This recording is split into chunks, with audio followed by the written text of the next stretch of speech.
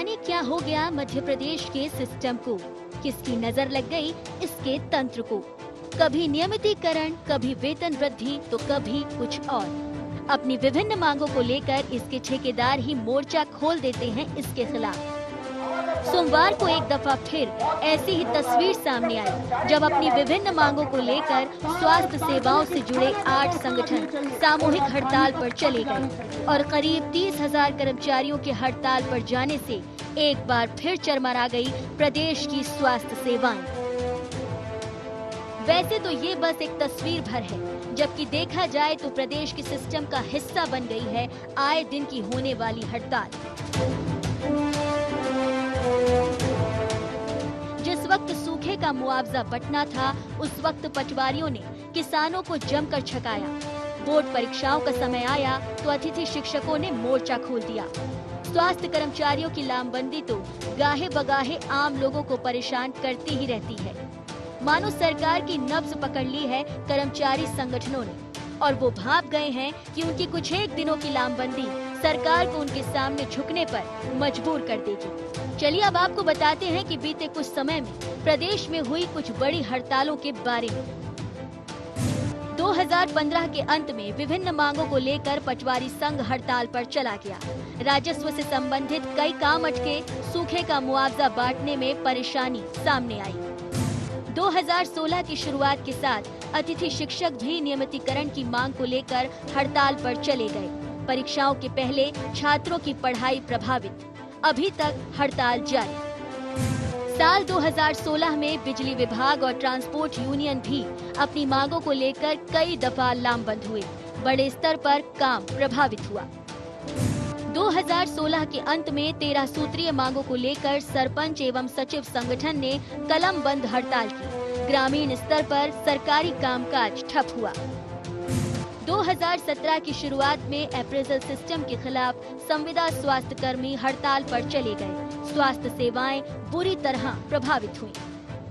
तो सरकार को एक कमेटी बना के ऐसे विसंगतियों के बारे में एक ठीक प्रकार से कमेटी बना के और उस पर एक समय सीमा निर्धारित करके उस पर निर्णय करना चाहिए, ताकि भविष्य में हमारे जो केडर वे संगठन बार बार आंदोलन के लिए जाते हैं, हमारे सरकार की बदनामी होती है और सरकार का काम भी रुकावट होता है, जनता का नुकसान होता है, इससे बचा जा सके।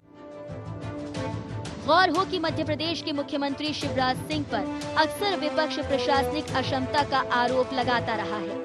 बात बात पर प्रशासनिक तंत्र का यूं सरकार की मुखालफत करना कहीं न कहीं विपक्ष के उस दावे को बल देने का काम भी कर रहा है।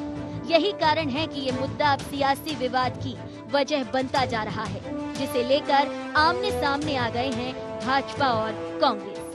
तो ये तो किसी भी प्रशासन या शासन जो जिसकी भी सरकार होती है, जो उसकी जिम्मेदारी होती है कि जो भी लोग उनके मातहत काम करते हैं, जो उनकी मशीनरी होती है सरकारी, उनकी सुख सुविधाओं को ध्यान करें।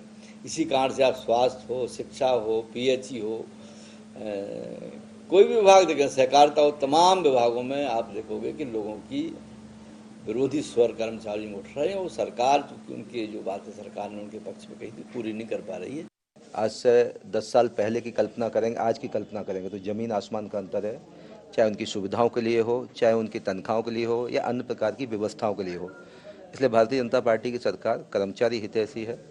जनता के इनऑल जो जनता है मध्य प्रदेश की, सबके हितैषी है, इसलिए उनके साथ खड़े हैं। समस्याएं हो सकती हैं, उनका समाधान भी सरकारी सिस्टम में हमारे राजनेताओं के माध्यम से माननीय मुख्यमंत्री महोदय सबकी बात को सुन के उनके समाधान भी निरंतर करते जा रहे हैं। सहनशीलता एक सीमा तक ही ठीक रहती है, इसके बाद लोग उसे कमजोरी मानने लगते हैं। कुछ इसी तरह की स्थिति से गुजर रही है मध्य प्रदेश की शिवराज सरकार, जिसकी सहनशीलता को मानो कर्मचारी संगठनों ने उसकी कमजोरी मान लिया है और वो बात बात पर सरकार पर ऐसे हावी होते हैं कि अपनी मांगे मनवाकर ही दम लेते हैं। ऐसे में समझ में नहीं आता कि प्रदेश में कर्मचारी संगठनों की हड़ताल पर सरकार की इस सहनशीलता का क्या मतलब है। IND 24 के लिए भोपाल से शिखिल व्यवहार के साथ विवेक पचैया की रिपोर्ट।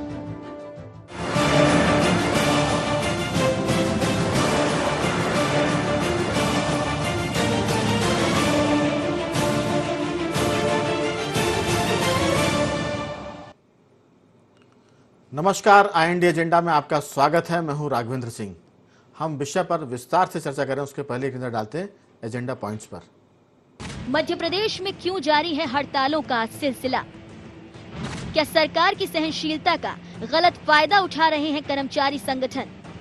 क्या हड़तालों से निपटने के लिए जरूरी है सरकार का सख्त रवैया? क्या मामले में कांग्रेस का हस्तक्षेप उसके लिए होगा फायदे का सौदा? इसी मुद्दे पर हम चर्चा करेंगे। हमारे साथ स्टूडियो में 3 खास मेहमान मौजूद हैं।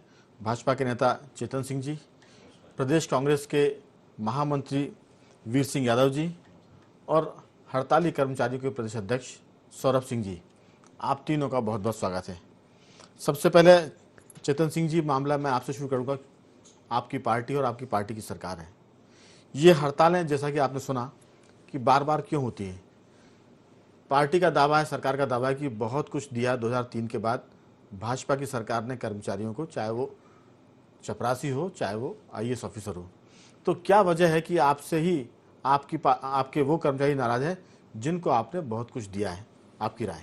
देखिए राघवन जी, ये सच है कि हमारी सरकार ने, चाहे वे संविदा शिक्षक हों, चाहे मानदेय शिक्षक हों, चाहे पंचायत के सचिव हों, चाहे अन्य वर्ग के सारे ही अधिकारियों कर्मचारियों को जो वेतनमान, मुझे लगता है कि जो शायद हमारे मध्य प्रदेश की वित्तीय स्थिति इसकी इजाज़त नहीं देती, लेकिन इसके बाद भी माननीय मुख्यमंत्री जी ने हमेशा इन बातों को थोड़ा बहुत तो इग्नोर करके ही सारे निर्णय लिए और हमेशा कर्मचारियों के पक्ष में निर्णय लिया।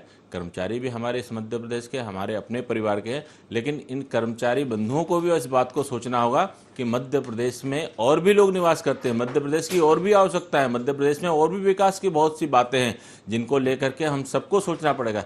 केवल हम एक कर्मचारी के रूप में सोचेंगे तो मुझे लगता है मध्य प्रदेश के साथ अन्याय होगा। जिस प्रकार से सरकार बाकी चीज़ों को इग्नोर करके आपके पक्ष में फैसले ले रही है, आपके हितों को सोच रही है, समझ रही है, आपको भी मध्य प्रदेश की वित्तीय स्थिति को देखते हुए, समझते हुए माननीय मुख्यमंत्री जी की जो संवेदनशीलता है उसको ध्यान में रखते हुए मुझे लगता है कि कहीं ना कहीं माननीय मुख्यमंत्री जी के सारे निर्णयों का आप लोगों को पालन करना चाहिए। और माननीय मुख्यमंत्री जी को, बल्कि आप सब कर्मचारी संगठनों से तो मैं आह्वान करूंगा कि आप सबको इस बात के लिए सम्मान करना चाहिए कि विपरीत वित्तीय परिस्थितियां होने के बावजूद माननीय मुख्यमंत्री जी ने सदैव आगे बढ़ करके कर्मचारियों का साथ दिया, उनके फेवर में फैसले लिए हैं। बिल्कुल।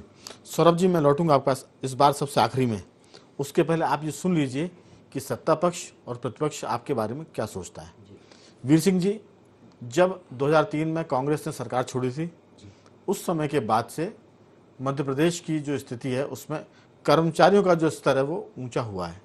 वेतनमान की बात करें या बाकी चीज़ों की बात करें, क्या वजह है इसके बाद भी कि कर्मचारी हड़ताल पर चले जाते हैं? या इस सरकार को उनसे काम लेना नहीं आता है, पैसे देने के बाद भी वो काम नहीं ले पा रही है, या सरकार ने ऐसी स्थितियां पैदा कर दी है कि कर्मचारी बार बार हड़ताल के लिए जाते हैं? आपकी क्या राय? तीसरी बात ये कि कर्मचारी में दोष है क्या? पहले वो आपके सामने हड़ताल करते थे, अब भाजपा के सामने हड़ताल कर रहे हैं, जबकि भाजपा उन्हें सब कुछ दे रही है। नहीं, हड़ताल करना है, अपने अधिकारों को मांगना एक प्रजातांत्रिक व्यवस्था का अंग है। सरकार में जहाँ तक हड़ताल की बात है तो मैं कहता हूँ कि मध्य प्रदेश सरकार की नियत ही नहीं है कर्मचारियों के हित के लिए। सारी व्यवस्थाएं आप देखिए मध्य प्रदेश की सभी विभागों में, यदि एक विभाग की बात हो तो अलग है, सारे विभाग केवल तदर्थ और मान से भी उस कर्मियों के भरोसे चल रहे हैं। कहीं भी स्थायी नियुक्ति, कहीं भी कुछ भी। आज भी यदि आप सारे राज्यों का औसत देख लें तो मध्य प्रदेश के कर्मचारी, अभी हमारे विद्वान साथी चेतन जी कर्मचारियों के लिए हितों की बात कर रहे थे, मध्य प्रदेश में आज भी अन्य राज्यों की अपेक्षा उनका वेतनमान काफी कम है। केंद्र के अपेक्षा मध्य प्रदेश के कर्मचारियों की जो सुविधाएं हैं वह नहीं है। कर्मचारी बार बार अपमानित किए जा रहे हैं और मैं कहना चाहता हूं कि मध्य प्रदेश में कर्मचारियों के हित में सरकार की न नियत है न सरकार की इच्छा शक्ति है। यानी आपके समय जब वो हड़ताल करते थे तो गलत था, और बीजेपी के समय हड़ताल करते हैं तो कर्मचारी सही है। ये दो पैमाने चलेंगे क्या? मैं लौटूंगा आपके पास। हमारे साथ हो या इनके साथ हो, कर्मचारी यदि अपना अधिकार मांग रहा है तो एक राज्य सत्ता के नाते और कर्मचारियों के हित ला दे। मैं लौटूंगा, पक्ष की बात मैं सवाल छोड़ जा रहा हूँ, मैं लौटूंगा आपके पास जी कि क्या ये जायज है कि कर्मचारी जो आपके समय हड़ताल करते थे तब गलत और अब भाजपा के समय करते हैं तो सही? नहीं, आपने कभी नहीं कहा कि उस समय जो हड़ताल हो रही है वो सही है। नहीं, हम लोग तो 13 साल के पहले की और आज की वर्तमान स्थिति में देखिए ना, मध्य प्रदेश का जो बजट है हम लोगों के और आज के बजट में कई गुना अंतर आ गया है। मध्य प्रदेश की आय मैं समझ गया आपकी बात। मैं सिर्फ एक सवाल छोड़ के जा रहा हूँ कि जब आपकी सरकार थी तब उनके पास वेतन कम था इसलिए वो हड़ताल करते थे, क्या वो हड़ताल उनकी जायज़ थी? अगर जायज़ थी तो फिर आपने उनकी मांगे पूरी क्यों नहीं की? मैं लौटूंगा इन सवालों के साथ, आप तसल्ली से सोचिए इसके बारे में। सौरभ जी, आपने दोनों पक्षों को सुना, अब आपकी बारी है कि आप बार बार हड़ताल पर क्यों चले जाते हैं? जी, मैं सबसे पहले तो आपको और जो मेरे साथ आज सम्मानीय भाजपा के माननीय जी बैठे हुए हैं, मैं चेतन सिंह है और आपके जी, कांग्रेस के माननीय वीर सिंह चेतन जी। सिंह जी को मैं अवगत कराना चाहता हूं कि मुझे पता चला कि आप उत्तर प्रदेश से ही बिलोंग करते हैं। उत्तर प्रदेश में अभी माननीय अमित शाह जी ने और राजनाथ सिंह जी ने संविदा के लिए अधिकार दिला और रैली का आगाज किया था कि जो सरकार पसीने की कदर नहीं करेगी संविदा की, उसको शासन में रहने का कोई अधिकार नहीं है। हमने 2013 में जो राष्ट्रीय स्वास्थ्य मिशन ने राष्ट्रीय स्वास्थ्य मिशन द्वारा एक पॉलिसी तैयार की गई थी, उसका क्रियान्वयन न होने के कारण पिछले 2013 से 2014 तक, 2013 से लेकर वर्तमान में 2017 तक की स्थिति है, 1% का इंक्रीमेंट हमको नहीं मिला। और पिछली बार हम अपनी जायज मांगों को लेकर के 18 दिवस हड़ताल पर थे और 18 दिवस आंदोलन करने के बाद माननीय स्वास्थ्य मंत्री जी ने संयुक्त रूप से मीडिया में प्रेस कॉन्फ्रेंस करने के बाद आंदोलन स्थगन करवाया। और उसके बाद देखिए, अप्रेजल के नाम पर व्यापक भ्रष्टाचार, यौन शोषण की ये सारी खबरें, ये सारी मीडिया की ही खबरें हैं।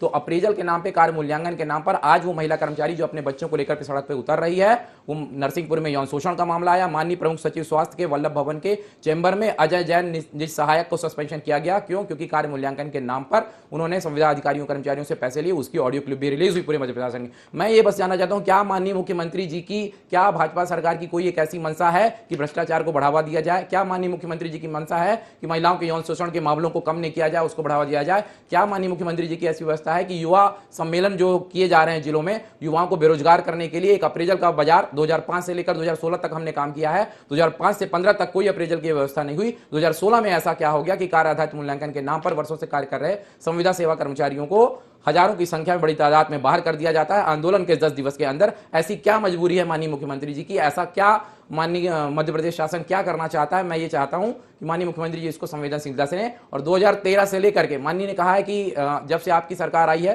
तब से आपने सबको दिया है। मैं क्या ज्यादा कुछ नहीं कहता, मैं कहता हूं एक कोई चीज आप संविदा स्वास्थ्य कर्मचारियों के हित में दिखा दीजिए, मैं हड़ताल आगे कभी जीवन में नहीं करूंगा। एक चीज कोई ऐसी बता दें बिल्कुल। संविदा स्वास्थ्य। चेतन जी, आपके लिए बड़ी चुनौती है एकदम सामने कि अगर आप एक चीज गिना देंगे तो जीवन में ये कभी हड़ताल नहीं करेंगे, आपका क्या कहना है?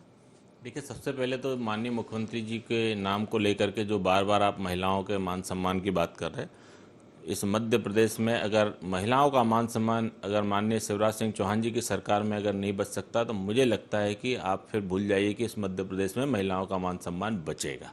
भारतीय जनता पार्टी के राज में अगर महिलाओं का मान सम्मान नहीं बचा, तो आप भूल जाइए कि आप इस मध्य प्रदेश में कुछ अच्छी परिस्थितियों में, जो उत्तर प्रदेश की बात को लेकर के आप कह रहे हैं, आप उठा करके देख लीजिए कि उत्तर प्रदेश की रेवेन्यू की स्थिति क्या है और मध्य प्रदेश की रेवेन्यू की स्थिति क्या है। अब मैं 2003 से लेकर के अभी तक, वीर सिंह जी भाई कह रहे हैं कि हमने इनके साथ अन्याय किया है, हम इनकी घोषणाएं पूरा करना नहीं चाहते। मैं मेरे मित्र से पूछना चाहता हूं, आखिर वो कौन सी परिस्थितियां थी कि 1800 रुपया पाने वाले दैनिक वेतन भोगियों को एक आदेश में एक साथ आपने लाखों लोगों को बेघर कर दिया और सैकड़ों लोगों ने आत्महत्या की थी। ये रिकॉर्ड है, ये मेरे कहने से कुछ नहीं होगा, ये ऑन द रिकॉर्ड है। और जो सौरभ जी जिन बातों को लेकर के बात कर रहे हैं, मैं इनको इतना ही कहना चाहूँगा कि समय समय पर जितने इंक्रीमेंट भारतीय जनता पार्टी की सरकार ने दिया है, जितना महंगाई भत्ता भारतीय जनता पार्टी की सरकार ने दिया, उस सब के आदेश की आप कापी अगर आपके पास हो तो आप निकाल लीजिए, हम इस चैनल पर ही डिबेट कर लेते हैं उसी पर। मैं आपसे मैं लौटूंगा, मैं एक आपस में सवाल जवाब ना करें, लेकिन चेतन जी उनका कहना यह है कि अगर आप एक भी आप गिना दें तो वो जीवन में हड़ताल नहीं करेंगे। इस पर आपका क्या कहना? फिर मैं लौटता हूँ वीर सिंह जी के पास। देखिए राघवेंद्र जी, हमने 2003 से लेकर के वर्तमान आज तक लगातार समय समय पर महंगाई भत्ते दिए हैं, लगातार इनके वेतन का रिनोवेशन किया है और लगातार जब भी इनकी मांगे आई हैं, दूसरी बार भी जो ये मांग थी तब भी माननीय मुख्यमंत्री जी और स्वास्थ्य मंत्री जी ने सारी बातें की, ये सौरभ जी खुद स्वीकार कर रहे हैं। आप उसको वक्त दीजिए सौरभ जी, आप उसको वक्त दीजिए। और कहीं लगता है कि अगर आप लोगों को आपकी मांगों को वास्तव में सरकार गंभीरता से नहीं ले रही है, तो चर्चा के माध्यम से ही सारी बातों का समाधान हो सकता है। माफ करना, अगर आपको लगता है कि आप प्रदेश में हड़ताल करके सरकार को झुका सकते हैं, मुझे लगता है आज की इन परिस्थितियों में जायज नहीं है। देखिए, मेरा आपसे ये निवेदन है कि हड़ताल हम शौक से बिल्कुल नहीं कर रहे हैं। हमें बिल्कुल नहीं अच्छा लगता कि प्रदेश की कोई महिला जो है, हमारा सपना ही यही है कि हम स्वस्थ मध्य प्रदेश, स्वर्णिम मध्य प्रदेश की परिकल्पना को कैसे साकार कर सके। हड़ताल हमारी अंतिम एक आंदोलन की रणनीति तब बनती है जब हम पीएस के ऑफिस में या एमडी के ऑफिस में या शासन के पास वार्ता करने जाते हैं और हमें दुत्कार कर भगा दिया जाता है। जब हम हजारों चिट्ठियां लिखते हैं, हमारे एक उत्तर का प्रति उत्तर तक वापस में नहीं आता। जब हम अपील में आते हैं, हमारे साथ कुछ गलत होता है तो कोई हमारा माई बाप सुनने वाला नहीं होता है। आंदोलन की स्थिति सिर्फ इसीलिए आती है चूंकि ना तो अधिकारी वर्ग कोई सुनने को तैयार होता है, ना तो मंत्री वर्ग कोई सुनने को तैयार होता है। मेरा एक थोड़ी सी निवेदन है। अब बहुत वक्त अपने पास। वीर सिंह जी, अब तो डॉक्टर हड़ताल करते हैं, स्वास्थ्यकर्मी हड़ताल करते हैं, अब एक चीज बची है कि मरीज भी हड़ताल पर चले जाएं, क्योंकि जब इलाज ही नहीं होगा, सेवा करने वाले नहीं होंगे, तो फिर मरीज क्या करेगा बेचारा। एक तो ये बात हुई। और सौरभ का ये कहना है कि कोई नहीं सुनता है। कोई नहीं सुनने में सरकार, तो उन्होंने सीधा आरोप लगाया, लेकिन प्रतिपक्ष का भी ध्यान उनकी तरफ नहीं है, उनके पक्ष में आपने कभी आंदोलन नहीं किया। तो ये इस पर भी आप जरूर अपनी बात कहिए कि आपने कभी इन स्वास्थ्य कर्मियों की तरफ क्यों ध्यान नहीं दिया। देखिए, कर्मचारियों के हित की रक्षा करना सबसे पहले सरकार का दायित्व होता है। सरकार आज अपने सारे सरकार ना करे तब किसका होता है? नहीं, हम लोग साथ हैं, हमारा पूरा खुला समर्थन इन लोगों के लिए है। अभी आदरणीय चेतन जी मध्य प्रदेश में महिलाओं की बात कर रहे थे। आप देखिए, मध्य प्रदेश में महिला अपराध में मध्य प्रदेश नंबर 1 पर है, बाल अपराध में मध्य प्रदेश 1 नंबर पर है। मध्य प्रदेश को अपराध जगत में एक मध्य प्रदेश को नाम देने वाले शिवराज सिंह जी हैं। दूसरी बात अभी आपको कर रहे थे, मध्य प्रदेश में आप देखिए कर्मचारियों के लिए, यदि कर्मचारी अपने पहली बार प्रजातांत्रिक मूल्यों का हनन कर रही है या सरकार, पिछले दिनों नितिन गडकरी जी जब राष्ट्रीय राजमार्ग का शिलान्यास करने नौगांव छतरपुर जिले में आए थे, वहां यदि अतिथि शिक्षक अपने अधिकारों की मांग कर रहे थे तो मुख्यमंत्री जी ने सार्वजनिक मंच से कहा था कि यदि तुम लोगों ने यहाँ नारेबाजी अपनी मांग की बात की तो जीवन भर तुम अतिथि ही रहोगे, कभी नियमित नहीं हो पाओगे। यह खुली धमकी है मध्य प्रदेश के कर्मचारियों के लिए। कांग्रेस ने क्या किया इनके पक्ष में? उसके बाद कांग्रेस समय समय पर इनके लिए, हमारी स्थानीय इकाई और प्रदेश इकाई, जब भी इन लोगों के लिए कोई जरूरत होती है हम लोग इनके समर्थन देते हैं। और आज भी कर्मचारियों के लिए जब हित की बात होती है, इनके जनहित की जो बात है, हम इनके साथ हैं। मध्य प्रदेश सरकार केवल व्यापम से अपने करोड़ों रुपए भ्रष्टाचार में लिप्त है। नियुक्तियों में देखिए ना मध्य प्रदेश में। वीर सिंह जी, हम विषय पर आकर एक सवाल मैं आपसे पूछ कर जा रहा हूं, आप उसका जरूर उत्तर दें। हालांकि पिछले सवाल का उत्तर नहीं आया। मैं आपसे ये पूछ रहा हूं कि आखिर इस हड़ताल के लिए जब 2003 में बीजेपी सत्तारूढ़ हुई और कांग्रेस सत्ता से बाहर गई, तब से अब तक दिवालिया होने की स्थिति के बाद भी मध्य प्रदेश की सरकार ने कर्मचारियों के लिए, अकेले स्वास्थ्य की बात नहीं कर रहे हैं हम, पूरे प्रदेश के कर्मचारियों को बहुत कुछ दिया, कर्ज ले लेकर दिया, कर्ज लेकर वो वेतन भी बांट रही है। लेकिन कर्मचारियों को 2003 के बाद से बहुत बेहतर स्थिति में लाया। इसके बाद भी क्या सरकार दोषी है या कर्मचारी दोषी है? ये सवाल मैं छोड़कर जा रहा हूँ। इस पर मैं लूंगा आपसे अंतिम प्रतिक्रिया। सौरभ, अब आप इसमें क्या कहना चाहेंगे? मैं एक विषय पर थोड़ी सी मेरा भी आपसे ये सवाल जो इनसे है वो सवाल आपसे भी है कि आखिर सरकार ने इतना कुछ दिया, प्राइवेट सेक्टर को आप देखेंगे तो प्राइवेट सेक्टर में अप्रेजल भरा जाता है, नौकरी से निकाल भी दिए जाते हैं, रख भी। हम ये नहीं कह रहे हैं कि सरकार उनको जॉब की गारंटी ना दे, लेकिन काम की गारंटी भी आपको देनी चाहिए, क्योंकि ये सरकार कर्ज लेकर कर्मचारियों को वेतन दे रही है, कर्ज लेकर या टैक्स लाकर आपको सेवा और सुविधा दे रही है। इस पर भी आपका ध्यान होना चाहिए। जी, सबसे पहले तो मैं एक ये आग्रह करना चाहता हूं कि हम संविदा स्वास्थ्य कर्मचारी माननीय मुख्यमंत्री जी से विनम्रतापूर्वक ये संवेदनापूर्वक ये निवेदन कर रहे हैं कि माननीय मुख्यमंत्री जी तक हमारा विषय ही नहीं पहुंच रहा। माननीय मंत्री जी तक जो विषय पहुंचाया जा रहा है, विभाग के आला अधिकारियों द्वारा गुमराह करके एक दूसरी स्थिति दिखा दी जाती है, तो ऐसा लगता है कि हम गलत चीजों को लेकर के हड़ताल कर रहे हैं। अगर माननीय मुख्यमंत्री जी तक हमारा विषय पहुंचेगा तो निश्चित ही हमारे ये सारे विषय जो हैं 2 से 3 दिन के अंदर वो स्वयं संज्ञान लेकर के हल कर देंगे। लेकिन माननीय मुख्यमंत्री जी चाहते हैं कि अच्छा हो, प्रदेश के सरकारी कर्मचारियों का अच्छा हो, संविदा कर्मचारियों का अच्छा हो, लेकिन हमारे विभाग के आला अधिकारियों की मुख्यमंत्री कैसे हैं? अच्छे हैं कि खराब आप लोगों के हिसाब से? नहीं, हमारे लिए तो बहुत अच्छे हैं। बस तो हम यही निवेदन कर, हम तो याचना के रूप में कर रहे हैं कि अच्छे भी और हड़ताल भी कर रहे हैं। ये दोनों हड़ताल हम इसलिए कर रहे हैं ताकि माननीय मुख्यमंत्री जी तक बात पहुंचे। आंदोलन एक ऐसा माध्यम है जो कि माननीय मुख्यमंत्री जी तक हमको ले जा सकता है। अगर माननीय मुख्यमंत्री जी हमको समय देने को तैयार है, मुलाकात करने के लिए, चर्चाओं के माध्यम से हल देने के लिए, तो हम बिल्कुल हड़ताल स्थगित करने के लिए तैयार है। माननीय मुख्यमंत्री जी पहल तो करें, क्योंकि हम मंत्री जी तक तो जा चुके हैं। चलिए, सरकार और पार्टी के नुमाइंदे हैं चेतन सिंह जी, अब सारी बात घूम फिर कर इधर आ गई है कि सरकार तो अच्छी है, मुख्यमंत्री तो अच्छे हैं, लेकिन उन तक जो पीड़ित पक्ष है उनकी बात पहुंच नहीं पा रही है, इसलिए हड़ताल पर गए हैं।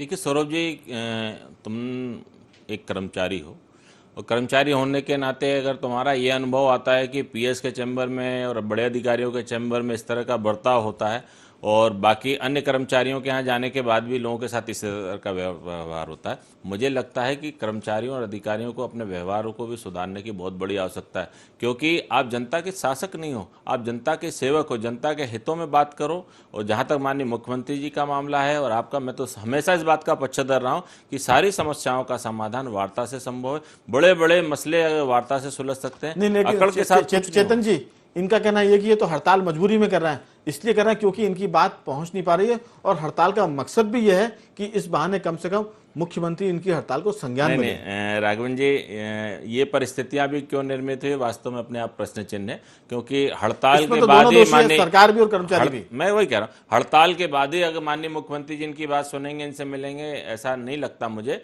माननीय मुख्यमंत्री जी मानवीय पहलुओं के पक्ष में बहुत ही संवेदनशील मुख्यमंत्री हैं, और मुझे लगता है कि सौरभ जी, आपकी टीम जब भी माननीय मुख्यमंत्री जी से चर्चा करने के लिए समय मांगेंगी, निश्चित रूप से आप जब बैठेंगे तो आपकी समस्याओं का भी समाधान होगा और आपको भी लगेगा कि आप एक संवेदनशील मुख्यमंत्री के साथ चर्चा करें। चेतन जी, अगर समय नहीं मिलता है तो इनको क्या करना चाहिए? नहीं, ऐसी कोई परिस्थिति नहीं। अगर तो नहीं मिला तभी हड़ताल पर है। बिल्कुल, अगर इनको समय नहीं मिलता है, निश्चित रूप से आप भारतीय जनता पार्टी के प्रदेश कार्यालय या माननीय प्रदेश अध्यक्ष जी के यहाँ चले आइए, मैं आपको चर्चा कराने में पूरा सहयोग करूंगा। इस बात के लिए आश्वस्त करता हूं कि निश्चित रूप से माननीय मुख्यमंत्री जी के साथ आपकी चर्चा होगी और चर्चा भी बहुत सार्थक होगी। बिल्कुल। सौरभ जी, मेरा आपसे सवाल है, अब बहुत सारी बातें क्लियर हो गई जी।